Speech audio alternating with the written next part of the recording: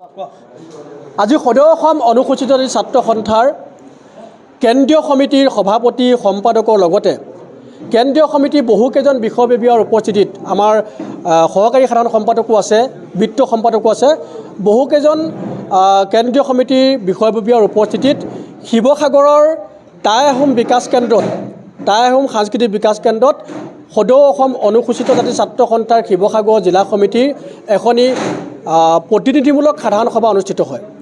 আৰু এই প্ৰতিনিধিমূলক সাধাৰণ সভাতেই আমি 41জনীয়া এখন শক্তিশালী জিলা সমিতি গঠন কৰোঁ।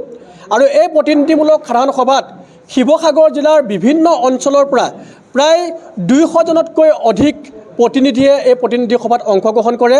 আৰু এই প্ৰতিনিধি সভাতেই আমি সৌৰভজ্যোতি দাসক সভাপতি, ৰাজেশ দাসক উপসভাপতি, বিপ্লৱজ্যোতি বৰাক উপসভাপতি, অভিজিত দাসক সাধাৰণ সম্পাদক, বেদান্ত দাসক সহকাৰী সাধাৰণ সম্পাদক, দিব্যজ্যোতি দাসক সহকাৰী সাধাৰণ সম্পাদক আৰু এনেদৰে আমি 41জনকৈ বিষয়ববীয়াক আমি আজি দায়িত্ব প্ৰদান কৰোঁ। আৰু আমি আমাৰ যিখন নতুন জিলা সমিতি গঠন হৈছে শিৱসাগৰত, এই জিলা সমিতিয়ে সংবিধানৰ নামত শপত লৈ আজি তেওঁলোকে নিজৰ নিজৰ দায়িত্ব তেওঁলোকে গ্ৰহণ কৰিছে। আৰু আমি এতিয়া এই সকলো জিলা সমিতিৰ বিষয়ববীয়াৰ লগতে কেন্দ্ৰীয় সমিতিৰ সকলো বিষয়ববীয়া আমি শিৱসাগৰ জিলাৰ আয়ুক্ত অফিচৰ সন্মুখত থকা যি আচলতে আম্বেদকাৰ প্ৰতিমূৰ্তি আছে তাৰ তললৈ যাম।